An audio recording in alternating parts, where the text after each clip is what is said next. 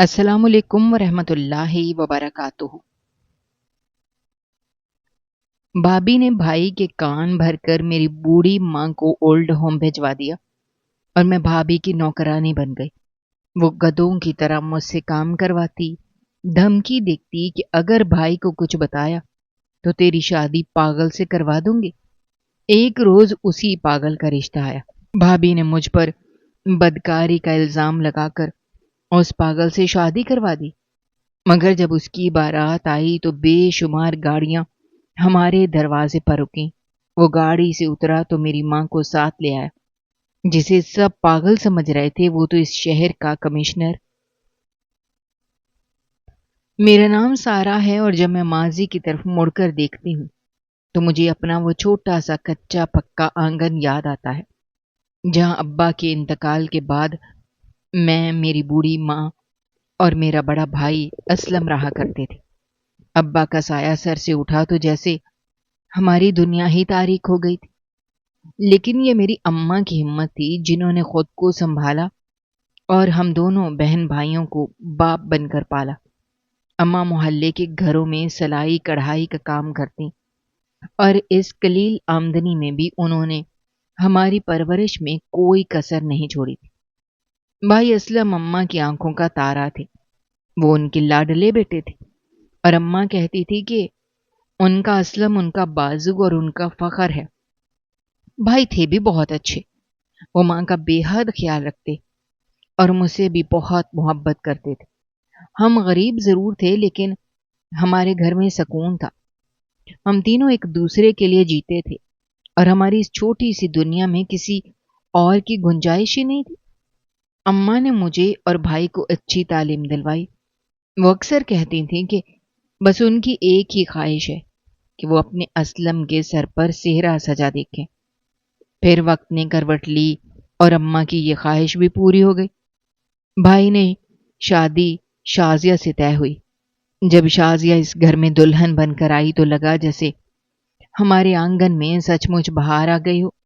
वो इतनी अच्छी, इतनी मिलनसार और इतनी मोहब्बत करने वाली थी कि हमें यकीन ही नहीं आता था कि वो अम्मा को अम्मा जी कहकर बुलाती, उनके पांव दबाती, उनके हाथ से नवाले खाती, उनकी हर जरूरत का ख्याल रखती।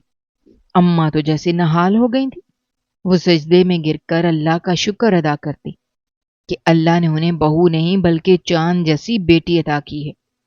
भाई भी अपनी नई जिंदगी में बहुत खुश थे और मैं भी शाजिया भाभी को अपनी बड़ी बहन जैसा ही समझने लगी थी। मुझे लगता था हमारा घर अब मुकम्मल हो गया है। हमारी खुशियों को कभी किसी की नजर नहीं लगेगी, लेकिन शायद अच्छी किस्मत हम गरीबों का मुकद्दर नहीं होती। ये बहार बहुत आरजी साबित हुई और शादी को अभी चंद महीने ही गुजरे थे कि शाजिया भाभी का रवैया आहिस्ता आहिस्ता बदलने लगा। पहले तो उन्होंने छोटी छोटी बातों पर बड़बड़ाना शुरू किया। कभी उन्हें घर की तंगी से शिकायत होती, कभी भाई की कम आमदनी का ताना देती। मगर फिर उनका असल निशाना मेरी बूढ़ी और बीमार अम्मा बन गई। अम्मा को बुढ़ापे की वजह से खांसी का आर्जा लाहक था। रात को अक्सर उन्हें खांसी का शदीद दौरा पड़ता था। भाभी को अम्मा की ये खांसी सख्त नागवार गुजरती। वो भाई से शिकायत करती कि इस खूंखों की वजह से उनकी नींद खराब होती है। अम्मा जो पहले पूरे घर की मलका थी, अब अपने ही घर में सहम कर एक कोने में दुबक कर बैठ गई। वो शाजिया जो अम्मा के हाथ चूमती थी, अब उनके पास बैठने से भी कतराने लगी थी। वो कहती कि अम्मा के कपड़ों से दवाओं की बदबू आती है जो उससे बर्दाश्त नहीं होती। मैं ये सब देखती और मेरा दिल कट कर रह जाता। मैंने कई बार भाभी को समझाने की कोशिश की कि भाभी अम्मा बीमार हैं, वो जानबूझकर ऐसा नहीं करती। मगर वो उल्टा मुझे ही झिड़क देती कि तुम नंदरानी बनकर माँ की चमची मत बनो और अपने काम से काम रखो। मुझे उस वक्त अंदाजा हुआ कि भाभी का असल मसला अम्मा की बीमारी नहीं बल्कि अम्मा का वजूद था जो उन्हें इस घर में खटकता था। असल क़यामत तो तब टूटी जब शाजिया भाभी ने भाई के कान भरना शुरू कर दिए। وہ بھائی جو کبھی اماں کے بغیر ایک نوالا نہیں کھاتا تھا، اب مکمل طور پر اپنی بیوی کی باتوں میں آ چکا تھا۔ ایک رات میں نے بھابھی کو بھائی سے صاف لفظوں میں کہتے سنا کہ اسلم، مجھ سے اب اس بوڑھی عورت کی خدمتیں نہیں ہوتی۔ میں تمہاری بیوی بن کر اس گھر میں آئی تھی، تمہاری ماں کی نوکرانی بن کر نہیں۔ بھائی نے دبی آواز میں کچھ کہنے کی کوشش کی کہ شازیہ، وہ میری ماں ہے، لیکن بھابھی غصے سے چیخ پڑی، بس بہت ہو گیا، اب اس گھر میں یا تو میں رہوں گی یا تمہاری یہ بیمار ماں۔ آج تم فیصلہ کر لو، تمہیں بیوی چاہیے یا ماں؟ اس رات کے بعد ہمارے گھر کا سکون مکمل طور پر غارت ہو گیا۔ گھر میں روز جھگڑے ہونے لگے۔ بھائی جو کبھی اماں کا سایہ ہوا کرتا تھا، اب کام سے واپس آ کر سیدھا اپنے کمرے میں چلے جاتے اور اماں سے بات تک نہ کرتے۔ اماں سارا سارا دن اپنے کمرے میں تسبیح پر روتی رہتی، ان کی آنکھیں جیسے ویران ہو گئی تھی۔ گھر میں ایک عجیب سی وحشت ناک خاموشی چھا گئی تھی۔ بھائی کئی دنوں تک گہری سوچ میں ڈوبے رہے۔ ان کی یہ خاموشی کسی بڑے طوفان کا پیش خیمہ لگ رہی تھی۔ پھر وہ منحوس دن بھی آ گیا۔ میں اس دن کالج سے واپس آئی تو گھر کا دروازہ کھولتے ہی مجھے عجیب سی وحشت کا احساس ہوا۔ گھر میں مکمل سناٹا تھا، وہ سکون والا سناٹا نہیں، بلکہ وہ خاموشی جو کسی اپنے کے بچھڑ جانے پر طاری ہوتی ہے۔ میں نے اماں کو آواز دی مگر کوئی جواب نہ آیا۔ بھابھی کچن میں موجود تھی، ان کے چہرے پر ایک عجیب سی فاتحانہ مسکراہٹ تھی۔ میں نے ان سے پوچھا، بھابھی اماں کہاں ہیں؟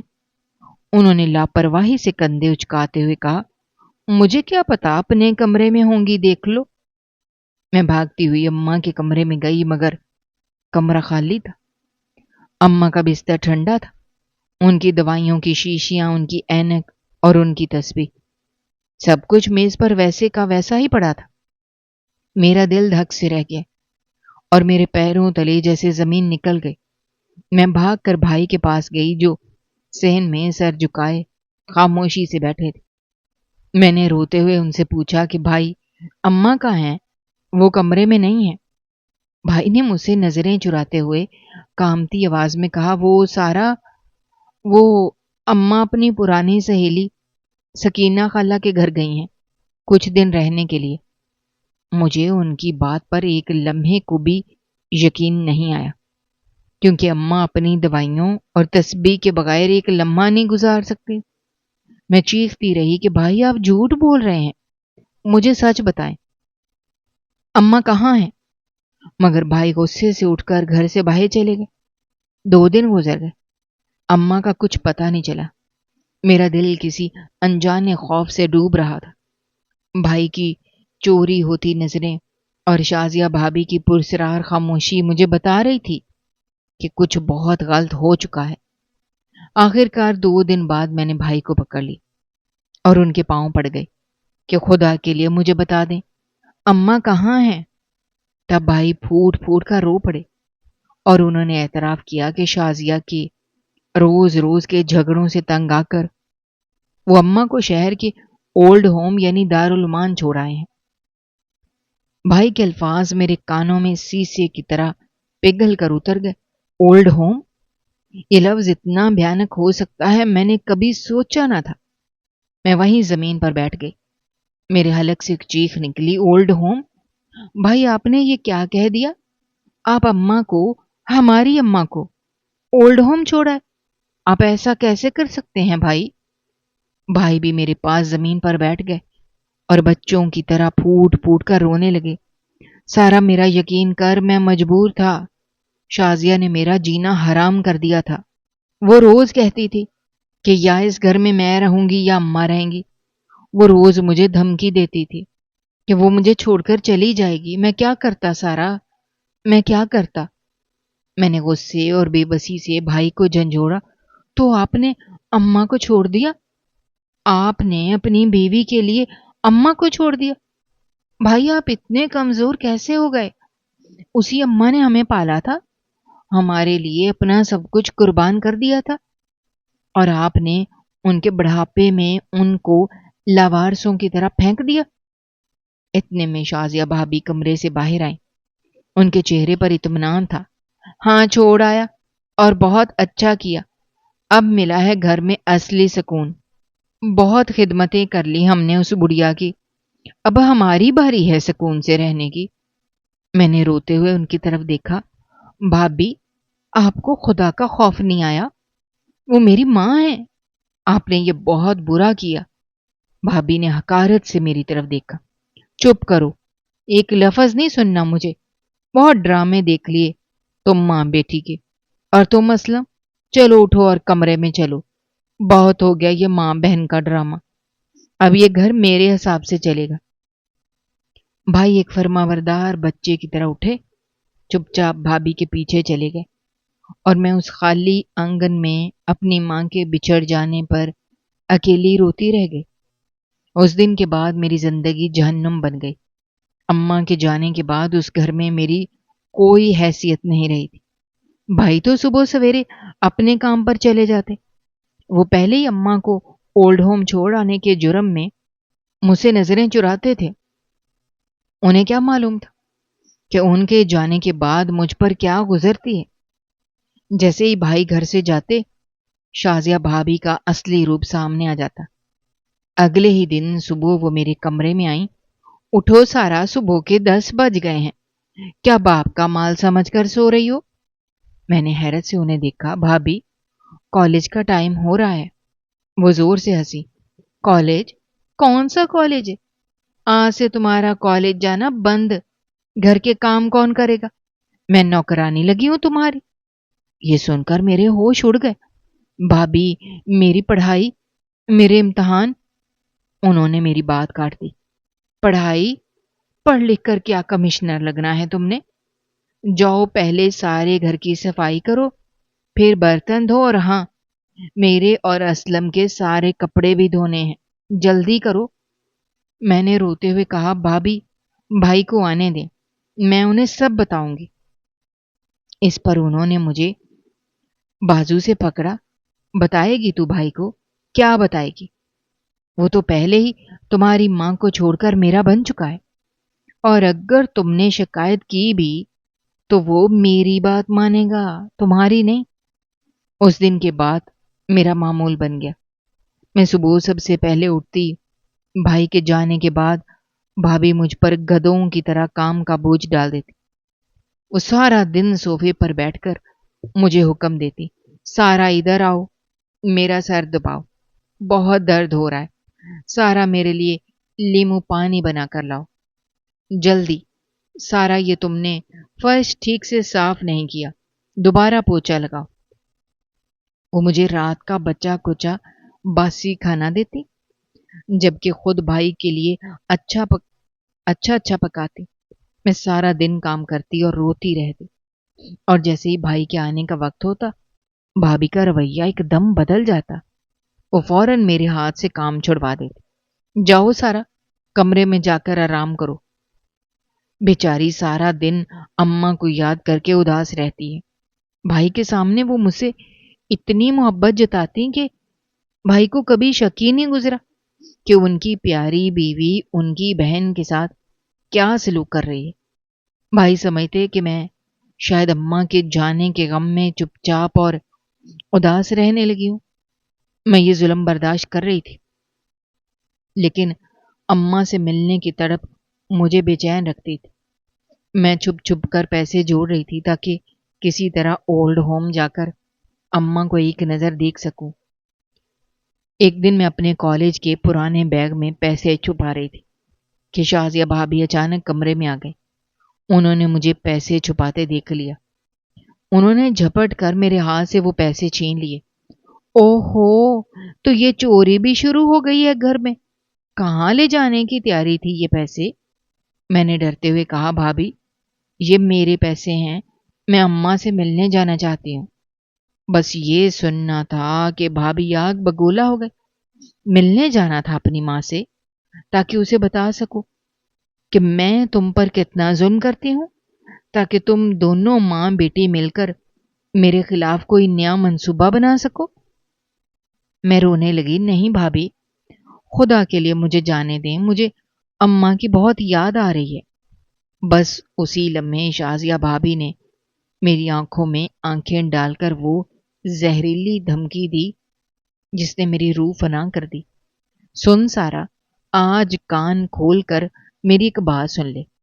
اگر تو نے آئندہ اسلم کے کان بھرنے کی کوشش کی یا مجھ سے چھپ کر اپنی اس بڑھیا ماں سے ملنے کا سوچا تو یاد رکھنا، انہوں نے میری آنکھوں میں آنکھیں ڈال کر کہا، یاد رکھنا محلے کے اس پاگل بہرام سے تیری شادی کروا دوں گی، وہی جو گلیوں میں ننگے پاؤں پھرتا ہے اور خود سے باتیں کرتا رہتا ہے۔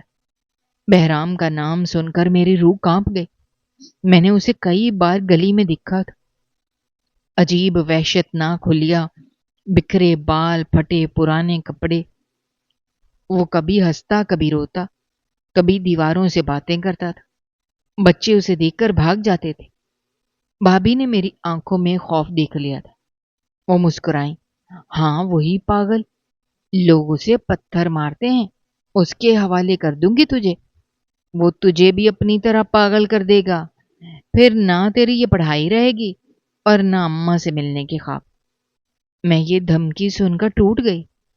میں ان کے پاؤں میں گر پڑی، نہیں بھابی، خدا کے لیے ایسا ظلم مت کریں، میں کچھ نہیں کہوں گی، میں آپ کا سارا کام کروں گی، میں اماں سے ملنے کا بھی نہیں کہوں گی، بس مجھے اس پاگل سے بچا لیں۔ وہ حقارت سے ہنسی، ہاں اب آئی نا لائن پر، یاد رکھنا میری یہ دھمکی، ایک غلطی اور تیری ڈولی سیدھا اس پاگل بہرام کے جھونپڑے میں اترے گی۔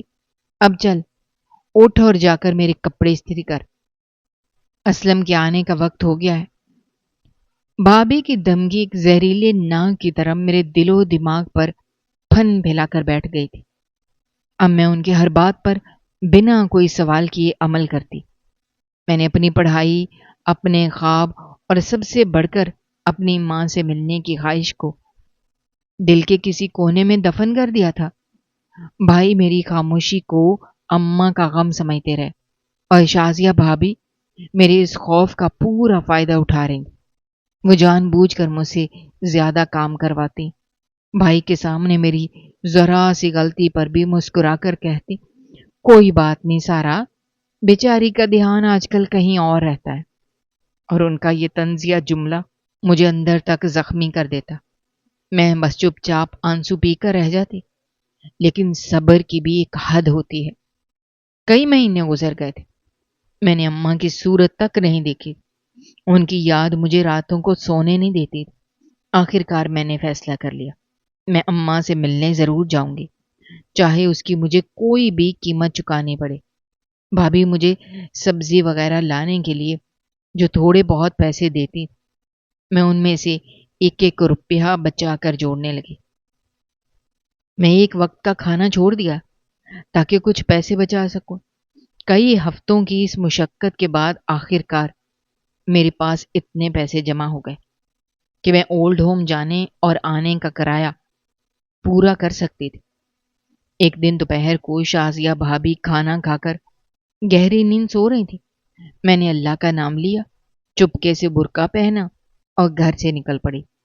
میرا دل خوف سے بری طرح دھڑک رہا تھا۔ مجھے ڈر تھا کہ کہیں بھابی جاگ نہ جائے، لیکن اماں سے ملنے کی تڑپ اس خوف پر حاوی تھی۔ میں نے جلدی سے رکشہ لے کر اولڈ ہوم پہنچی۔ وہاں کا منظر دیکھ کر میرا کلیجہ منہ کو آ گیا۔ ایک بڑے سے ہال میں بہت سے بوڑھے لوگ اداس بیٹھے تھے۔ میری نظریں اماں کو ڈھونڈ رہی تھیں، پھر میں نے انہیں دیکھا۔ وہ ایک کونے میں کرسی پر بیٹھی خلاؤں میں گھور رہی تھی۔ میری اماں جو اس گھر کی رونق تھی، ان چند مہینوں میں جیسے وہ مزید بوڑھی اور کمزور ہو گئی تھی۔ ان کے چہرے پر وہ نور نہیں تھا۔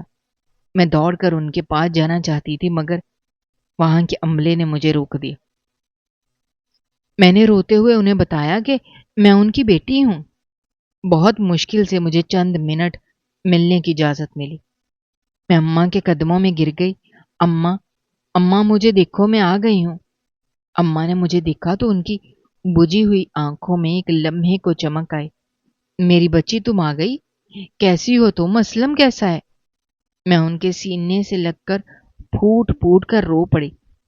میں انہیں کچھ نہ بتا سکی کہ ان کے لاڈلے بیٹے نے ان کے جانے کے بعد میری کیا حالت کر دی۔ میں بس روتی رہی۔ وقت ختم ہو گیا تھا اور مجھے واپس جانا تھا۔ میں بھاری قدموں سے وہاں سے نکلی۔ راستے میں میرے آنسو تھم نہیں رہے تھے۔ میں اپنی قسمت پر، اپنی بے بسی پر رو رہی تھی۔ میں روتی ہوئی گلی میں مڑی ہی تھی کہ اچانک میرا سامنا اس پاگل بہرام سے ہو گیا۔ میں اسے دیکھ کر بری طرح ڈر گئی۔ جلدی سے دیوار کے ساتھ ہو گئی تاکہ اس سے پہلے کہ وہ مجھے کچھ کہے میں بھاگ جاؤں۔ مگر وہ آج مجھے دیکھ کر نہ ہنسا، نہ اس نے کوئی عجیب حرکت کی۔ وہ بس راستے میں کھڑا مجھے دیکھتا رہا۔ اس کی آنکھوں میں ایک عجیب سی سنجیدگی تھی، ایک ایسی گہری اداسی جو پاگلوں کی آنکھوں میں نہیں ہوتی۔ میں اس کی اس نظر سے مزید سہم گئی اور وہاں سے دوڑ لگا دی۔ میں گھر پہنچی تو بھابھی ابھی تک سو رہی تھی۔ میں نے سکھ کا سانس لیا، چپکے سے اپنے کاموں میں لگ گئی۔ اس دن کے بعد میں مزید خاموش ہو گئی۔ اماں کی حالت نے مجھے توڑ کر رکھ دیا تھا اور بہرام کی ان عجیب نظروں نے مجھے خوفزدہ کر دیا تھا۔ مجھے لگا جیسے وہ میرے بارے میں سب جانتا ہو۔ اگلے دن شازیہ بھابھی معمول سے زیادہ خوش تھیں۔ وہ کچن میں کام کرتے ہوئے گنگنا رہی تھیں۔ ان کا موڈ بہت اچھا تھا۔ مجھے لگا شاید آج کوئی اچھی خبر ہے۔ دوپہر میں جب بھائی کام پر تھے وہ میرے پاس آئیں۔ ان کے چہرے پر ایک عجیب سی مسکراہٹ تھی۔ سارا، آؤ ادھر بیٹھو، تم سے ایک ضروری بات کرنی ہے۔ میں ڈرتے ڈرتے ان کے پاس بیٹھ گئی۔ انہوں نے کہا، سارا، تمہارے لیے ایک بہت اچھا رشتہ آیا ہے۔ میں تو کہتی ہوں تم ہاں کر دو، تمہاری بھی زندگی بن جائے گی۔ ایک لمحے کے لیے میرے دل میں امید کی ننھی سی کرن جاگی۔ شاید اللہ نے میری سن لی تھی، شاید اس جہنم سے نکلنے کا کوئی راستہ بن رہا تھا۔ میں نے لرزتی آواز میں پوچھا، بھابھی کس کا رشتہ آیا ہے؟ شازیہ بھابھی نے ایک زوردار کہکا لگایا۔ ارے تم تو شرما گئی، رشتہ اسی کا آیا ہے جس کا تمہیں کب سے انتظار تھا۔ وہی تمہارا چاہنے والا پاگل بہرام کا رشتہ آیا ہے۔ یہ سننا تھا کہ میرے پیروں تلے زمین نکل گئی۔ میرا سر چکرا گیا۔ میں چیخ پڑی، نہیں بھابھی، یہ آپ کیا کہہ رہی ہیں؟ یہ نہیں ہو سکتا۔ میں مر جاؤں گی لیکن اس پاگل سے شادی نہیں کروں گی۔ میں نے صاف انکار کر دیا۔ میں ابھی رو رہی تھی اور بھابھی کو واسطے دے رہی تھی۔ اسی وقت بھائی کے گھر آنے کا وقت ہو گیا۔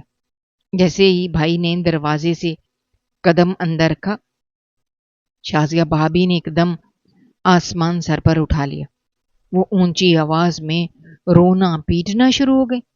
ہائے میں لٹ گئی، برباد ہو گئی۔ اسلم دیکھو تمہاری بہن کے کرتوت، میں تو اس کا بھلا سوچ رہی تھی۔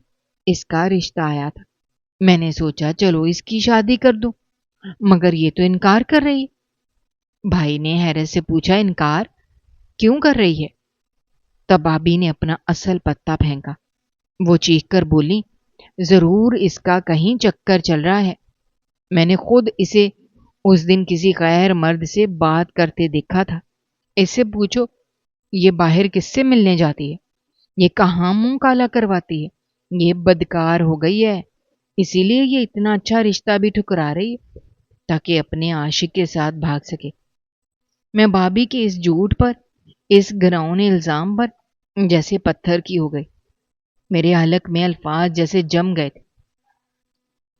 میں صرف نہیں نہیں کہہ سکی، مگر میری آواز اس طوفان میں دب کر رہ گئی۔ بھائی جو پہلے ہی میری طرف شک سے دیکھ رہے تھے، بھابھی کا یہ گھناؤنا الزام سن کر جیسے آپے سے باہر ہو گئے۔ ان پر تو جیسے غیرت کا بھوت سوار ہو گیا تھا۔ ان کی آنکھیں غصے سے لال ہو گئی۔ انہوں نے میری طرف دیکھا۔ سارا، کیا یہ سچ ہے جو تمہاری بھابھی کہہ رہی ہے؟ میں نے روتے ہوئے کہا، نہیں بھائی، خدا کی قسم یہ جھوٹ ہے، یہ سراسر الزام ہے، میں نے کوئی گناہ نہیں کیا۔ بھابھی آپ سے جھوٹ بول رہی ہیں۔ مگر شازیہ بھابھی فوراً چیخ پڑی، دیکھا اسلم کیسے جھوٹ بول رہی ہے، میں نے اپنی آنکھوں سے دیکھا تھا اسے۔ یہ اب ہمارے خاندان کی عزت خاک میں ملائے گی۔ بھائی نے میری ایک نہ سنی۔ ان پر بیوی کی باتوں کا مکمل قبضہ تھا۔ انہوں نے زور سے اپنا ہاتھ دیوار پر مارا۔ بس بہت ہو گیا، تم نے میری عزت خاک میں ملا دی ہے۔ میں اب تمہارا یہ ڈرامہ مزید برداشت نہیں کروں گا۔ اب تیری شادی اسی پاگل بہرام سے ہوگی، اور آج ہی ہوگی۔ میں بھائی کے پیروں میں گر پڑی۔ نہیں بھائی، مجھ پر یہ ظلم نہ کریں، میں مر جاؤں گی، میں بے گناہ ہوں۔ مگر بھائی نے مجھے جھٹک دیا۔ بہت ہو گیا، اب تیرا فیصلہ یہی ہے، تو اسی پاگل کے لائق ہے۔ شازیہ بھابی کی تو جیسے مراد بھر آ گئی تھی۔ ان کے چہرے پر فتح کی مسکراہٹ تھی۔ انہوں نے فوراً محلے کے ایک لڑکے کو بلایا، اسے کہا جاؤ ابھی جا کر بہرام کے جھونپڑے پر خبر کر دو کہ آج رات ہی بارات لے کر آ جائے، نکاح ابھی ہوگا۔ میں حیران تھی کہ وہ پاگل بارات کیسے لائے گا، وہ تو اکیلا رہتا تھا۔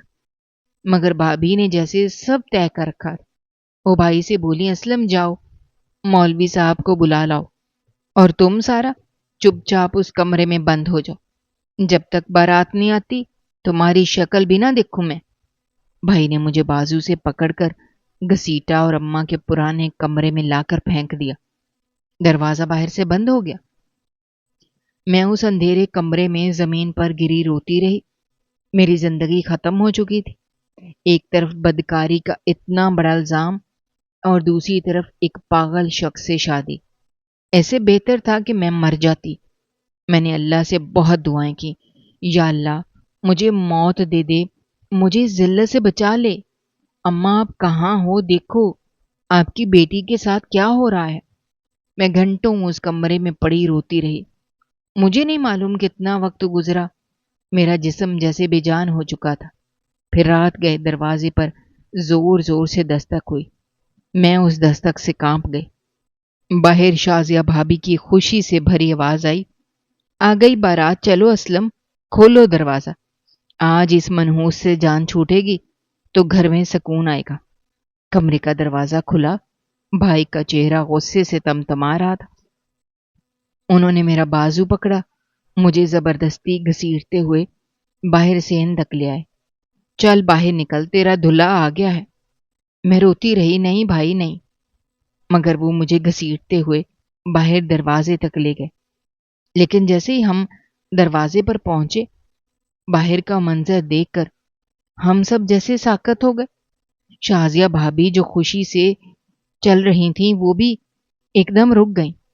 ہمارے چھوٹے سے محلے کی تنگ گلی میں بے شمار مہنگی ترین گاڑیاں کھڑی تھیں۔ اتنی گاڑیاں میں نے اپنی زندگی میں کبھی نہیں دیکھی تھی۔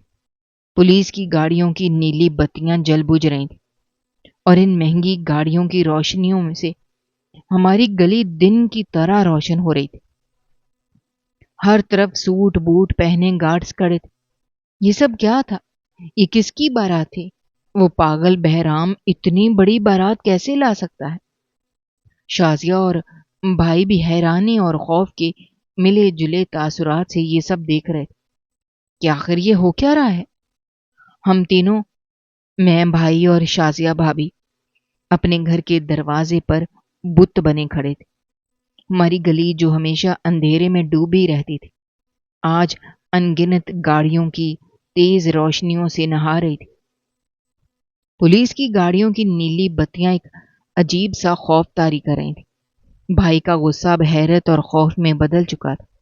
شازیہ بھابی کا چہرہ جو کچھ دیر پہلے فتح کی خوشی سے چمک رہا تھا، اب پیلا پڑ گیا تھا۔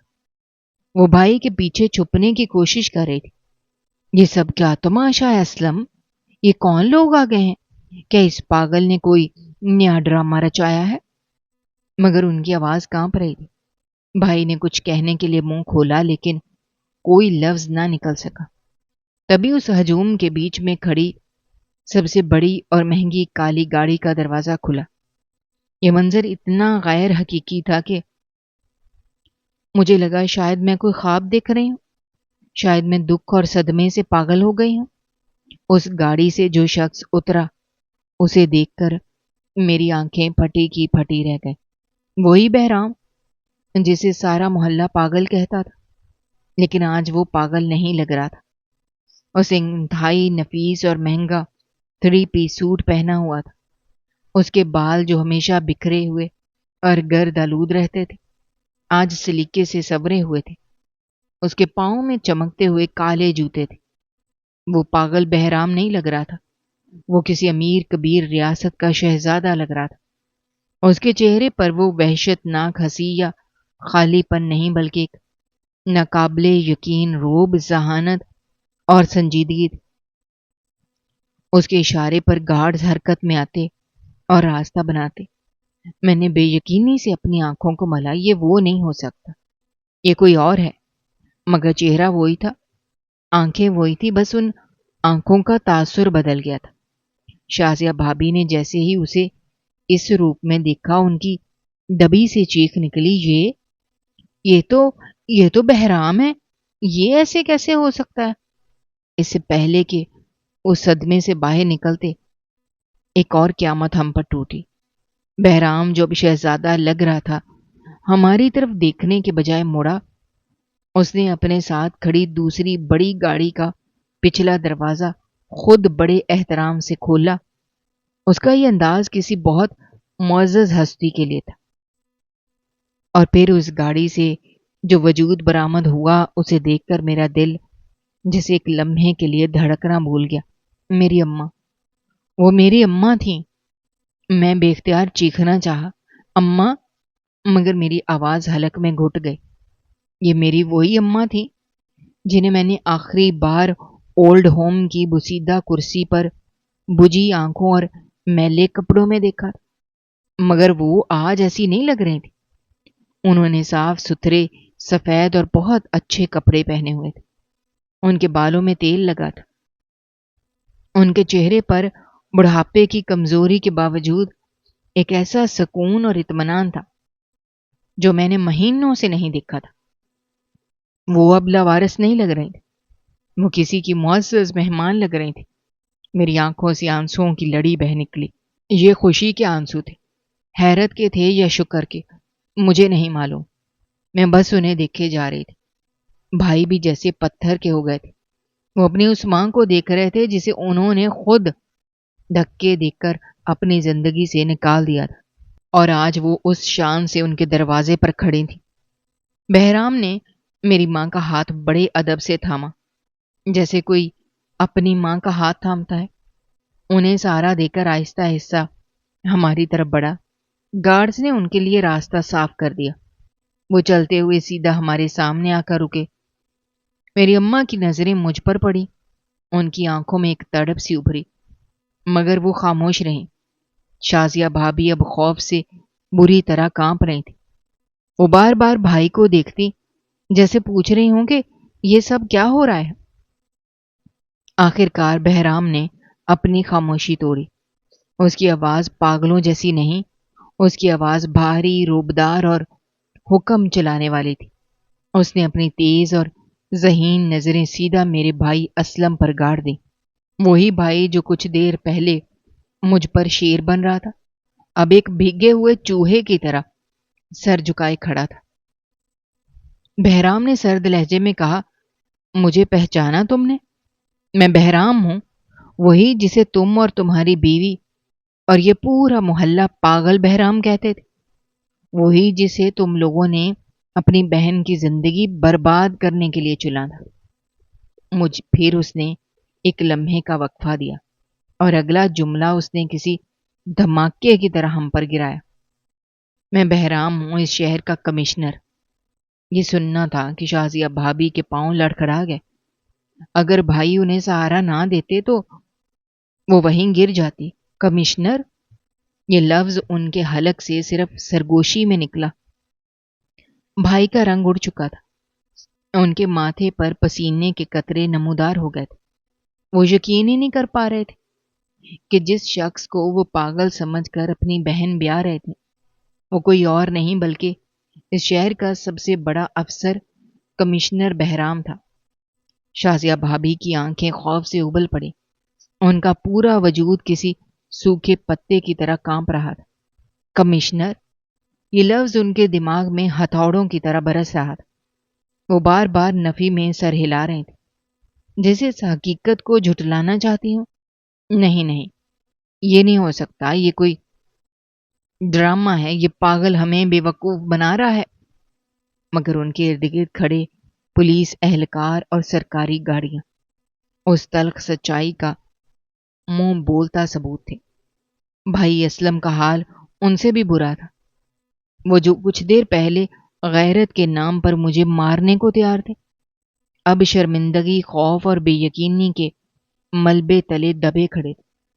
ان کا رنگ زرد پڑ چکا تھا اور وہ زمین کو گھور رہے تھے، جیسے ان میں اتنی ہمت ہی نہ تھی کہ وہ کمشنر بہرام یا اپنی ماں کی طرف آنکھ اٹھا کر دیکھ سکے۔ میں بھی حیرت کے سمندر میں غوطے کھا رہی تھی۔ وہ شخص، وہ پاگل بہرام جسے میں نے گلیوں میں بھٹکتے ہوئے دیواروں سے باتیں کرتے دیکھا تھا، وہ اس شہر کا کمشنر تھا۔ یہ سب میری سمجھ سے باہر تھا۔ اماں نے میرا یہ حال دیکھا تو انہوں نے بہرام کے سارے قدم آگے بڑھایا۔ ان کی آنکھوں سے آنسو تھے۔ سارا میری بچی، ان کی آواز سن کر میرے ضبط کے سارے بندھن ٹوٹ گئے۔ میں ان کی طرف دوڑنا چاہتی تھی، مگر میرے قدم جیسے زمین نے جکڑ لیے تھے۔ کمشنر بہرام نے اس گہری خاموشی کو توڑا۔ ان کی آواز اب بھی اتنی ہی سرد اور روبدار تھی۔ ہاں کمشنر، میں جانتا ہوں تم لوگوں کو یقین نہیں آ رہا ہوگا، خاص طور پر تمہیں شازیہ بی بی، جو مجھے اپنی نند کے لیے سب سے بہترین رشتہ سمجھتی تھی۔ شازیہ بھابی نے ایک سسکی بھری مگر ان کے حلق سے آواز نہ نکلی۔ بہرام نے بھائی اسلم کی طرف دیکھا۔ تم سوچ رہے ہوگے کہ میں پاگل بن کر کیوں گھوم رہا تھا، ہے نا؟ اسلم نے بمشکل اپنا تھوک نگلا۔ بہرام نے بات جاری رکھی۔ میں اس شہر میں موجود ایک بہت بڑے مافیا کے خلاف ایک انڈر کور آپریشن کر رہا تھا۔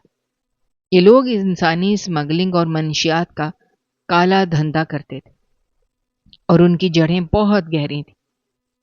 ان تک پہنچنے کا واحد راستہ یہی تھا کہ میں اپنی شناخت چھپا کر ان کے بیچ گھل مل جاؤں۔ اس لیے پچھلے کئی مہینوں سے میں نے یہ پاگل بہرام کا روپ دھارا ہوا تھا۔ میں اس جھونپڑی میں رہتا تھا تاکہ کسی کو مجھ پر شک نہ ہو۔ میں دن رات ان مجرموں پر نظر رکھے ہوئے تھا۔ میرا مشن تقریباً مکمل ہو چکا تھا، مگر اس دوران میری نظر اس شہر کے ایک اور گھنونے چہرے پر پڑی، اور وہ چہرہ تم لوگوں کا تھا، خاص طور پر تمہارا شازیہ بی بی۔ شازیہ بھابی نے خوف سے آنکھیں بند کر لی۔ بہرام نے میری طرف دیکھا۔ ان کی آنکھوں میں ایک لمحے کو نرمی آئی، مگر اکثر گلی میں گھومتا تھا اور میں اس لڑکی کو، سارا کو، کئی بار روتے ہوئے دیکھا تھا۔ میں نے اسے گھر کا کام کرتے اور کبھی کبھار تمہارے تانے سنتے بھی دیکھا، جب تم سمجھتی تھی کہ کوئی نہیں سن رہا۔ شازیہ بھابی نے فوراً کہا، نہیں صاحب، یہ جھوٹ ہے، میں نے کبھی کچھ نہیں کہا، میں تو اسے اپنی بہن سمجھتی ہوں۔ بہرام ہنسا، ایک زہریلی ہنسی۔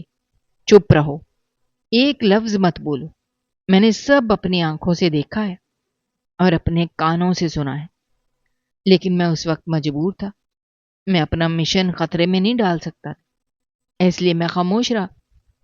مگر میں نے تم لوگوں پر نظر رکھنی شروع کر دی۔ پھر ایک دن میرے ایک مخبر نے مجھے اطلاع دی کہ تم، اسلم، اپنی بوڑھی ماں کو اولڈ ہوم چھوڑ آئے ہو۔ مجھے یہ سن کر بہت افسوس ہوا، مگر یہ تمہارا ذاتی معاملہ تھا، میں پھر بھی کچھ نہیں کر سکتا تھا۔ لیکن میرا دل بے چین تھا۔ میں نے سوچا کہ ایک بار جا کر ان اماں جی سے ملنا چاہیے جنہیں ان کے بیٹے نے گھر سے نکال دیا تھا۔ میں اپنے اسی پاگل حلیے میں اولڈ ہوم گیا۔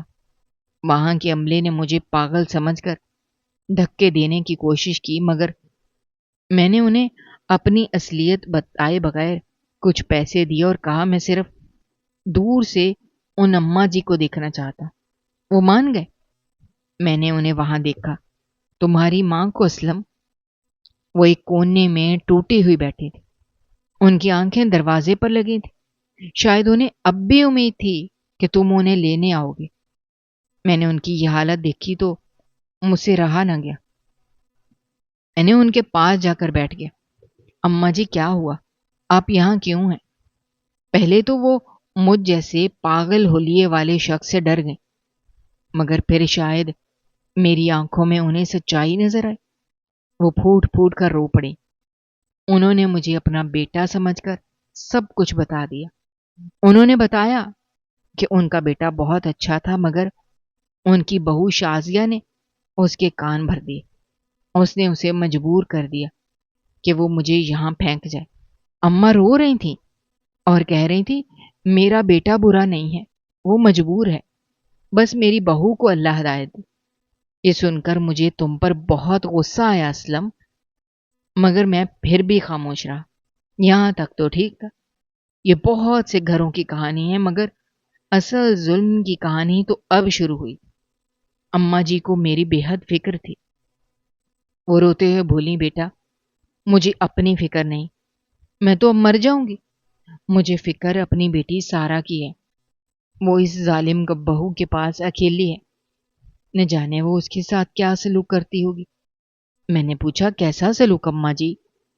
تب انہوں نے روتے ہوئے وہ بات بتائی جس نے میرے رونگٹے کھڑے کر دیے.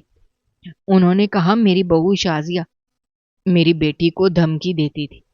وہ اسے کہتی تھی اگر اس نے کسی سے شکایت کی یا میری بیٹی نے اس کا حکم نہ مانا تو وہ اس کی شادی محلے کے ایک پاگل سے کروا دے گی. وہ اسے کہتی تھی کہ وہ پاگل اسے مارے گا اور اسے بھی اپنے جیسا پاگل بنا دے گا. اماں جی نے میرا ہاتھ پکڑ لیا. وہ کانپ رہی تھی. بیٹا تم بھی اسی محلے کے لگتے ہو. تم نے دیکھا ہے اس پاگل بہرام کو؟ کیا وہ سچ میں اتنا خطرناک ہے؟ کیا وہ میری بیٹی کو مار ڈالے گا؟ یہ سن کر میرے پاؤں تلے سے زمین نکل گئی. مجھے اس وقت احساس ہوا کہ یہ پاگل بہرام کوئی اور نہیں، میں خود ہوں. اور یہ عورت، یہ شازیہ میرے نام پر ایک معصوم لڑکی کو بلیک میل کر رہی ہے. یہ میرے نام پر اسے ڈرا رہی ہے. میں نے اماں جی کو تسلی دی. میں نے کہا اماں جی وہ پاگل بالکل بھی خطرناک نہیں ہے، آپ فکر نہ کریں، میں آپ کی بیٹی کا خیال رکھوں گا. میں اس دن وہاں سے واپس آ گیا. میرا مشن ایک طرف تھا، لیکن اب میرے سامنے ایک اور مقصد آ گیا تھا. وہ تھا تم دونوں کو بے نقاب کرنا. شازیہ بی بی، میں نے اپنے آپریشن کو تیز کیا.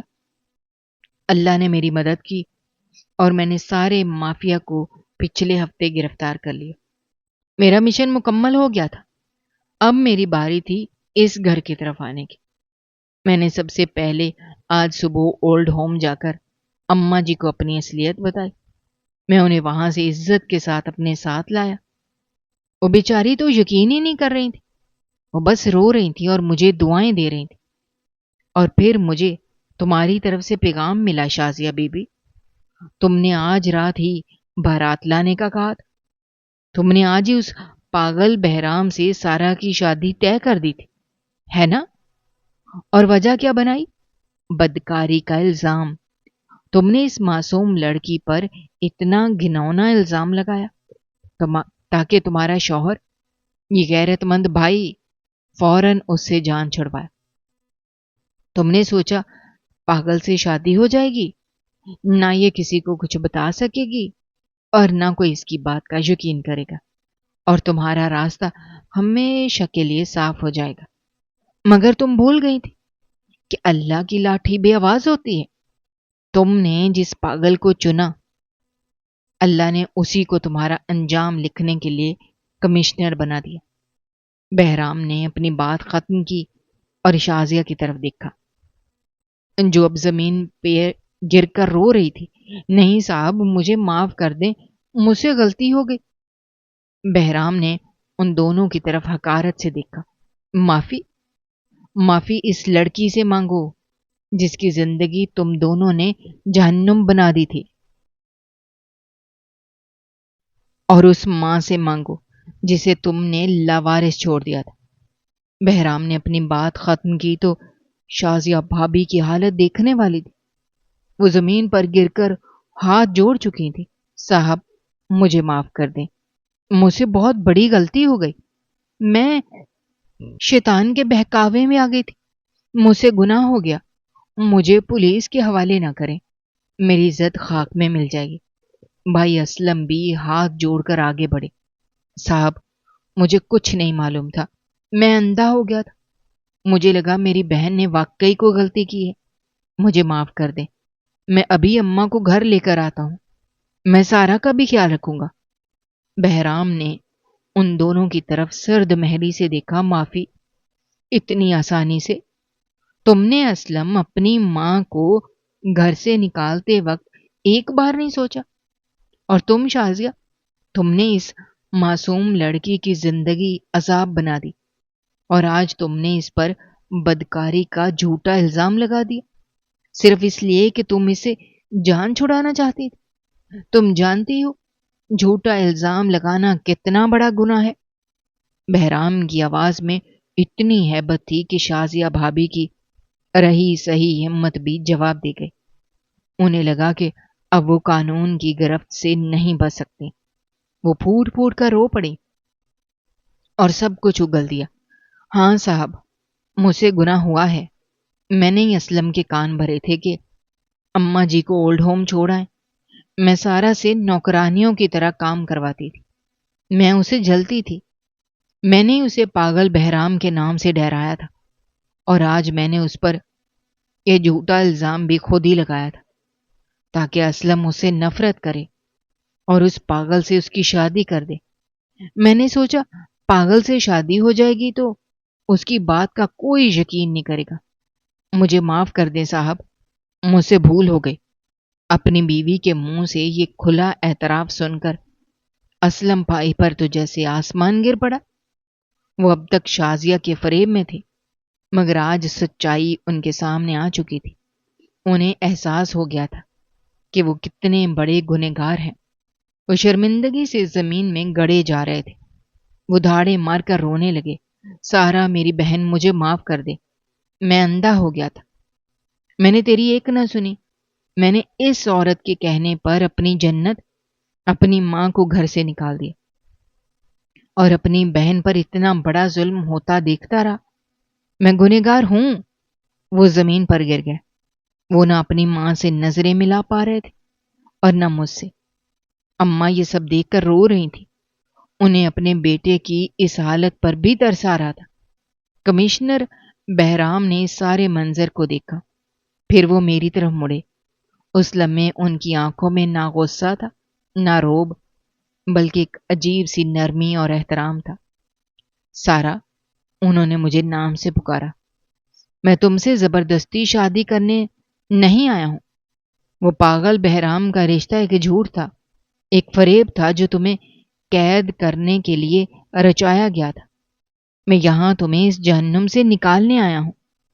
میں تمہاری اور تمہاری ماں کی نیکی اور صبر کا گواہ ہوں۔ جس طرح تم نے ظلم سہا اور پھر بھی اپنی زبان بند رکھی، اور جس طرح اماں جی نے گھر سے نکالے جانے کے بعد بھی بیٹے کو بددعا نہیں دی، اس نے مجھے بہت متاثر کیا۔ میں چاہتا ہوں، تمہارے اپنوں نے تمہیں بہت دکھ دیے، مگر میں تمہیں اور تمہاری ماں کو ایک باعزت زندگی دینا چاہتا ہوں۔ میں تمہیں اس جہنم سے نکال کر عزت سے اپنے گھر لے جانا چاہتا ہوں۔ انہوں نے ایک لمحے کے لیے توقف کیا۔ اگر تم چاہو اور اگر اماں جی اجازت دیں تو میں تمہیں اور تمہاری ماں کو عزت سے اپنی بیوی بنا کر اور ماں بنا کر اس گھر میں رکھنا چاہتا ہوں۔ میں تمہیں وہ مقام دینا چاہتا ہوں جس کی تم حقدار ہو۔ میں نے بے یقینی سے ان کی طرف دیکھا۔ میرے کانوں کو یقین نہیں آ رہا تھا، کیا وہ پاگل بہرام جس کے نام سے میری روح کانپتی تھی، اور کہاں یہ نیک دل روبدار کمشنر جو مجھے عزت بخش رہا تھا؟ میری آنکھوں سے آنسو بہہ رہے تھے۔ میں نے مڑ کر اماں کی طرف دیکھا۔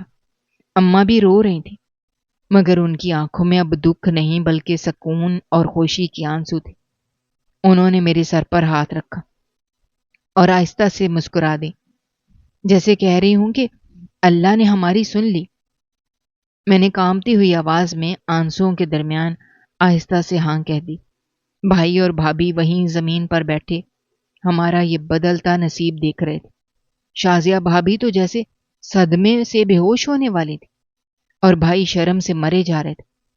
بہرام نے اماں کو سہارا دیا اور مجھ سے کہا، چلو سارا، یہ گھر اب تمہارے رہنے کے لائق نہیں رہا۔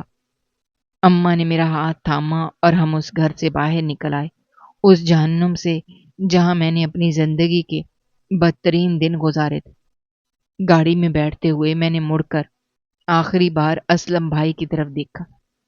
وہ اسی طرح سر جھکائے رو رہے تھے۔ میرا دل ان کے لیے تڑپا، مگر پھر مجھے اماں کا چہرہ اور بھابھی کے ظلم یاد آ گئے۔ میں نے آنکھیں بند کر لی۔ اللہ کے گھر دیر ہے، اندھیر نہیں۔ نیکی اور صبر کا پھل ہمیشہ میٹھا ہوتا ہے۔ بے شک انسان پر کتنی ہی مشکلیں کیوں نہ آ جائیں، اسے کبھی صبر کا دامن نہیں چھوڑنا چاہیے۔ اللہ مظلوم کی مدد کے لیے ایسے غائب سے وسیلے پیدا کرتا ہے کہ انسان کی عقل دنگ رہ جاتی ہے۔ دوستو، ہماری آج کی یہ کہانی آپ کو کیسی لگی؟ کامنٹ باکس میں اپنی رائے کا اظہار کرنا مت بھولیے گا، اور اگر آپ ہمارے چینل پر نئے ہیں تو ہمارے چینل کو سبسکرائب کرنا بھی مت بھولیے گا۔ شکریہ۔ اللہ حافظ۔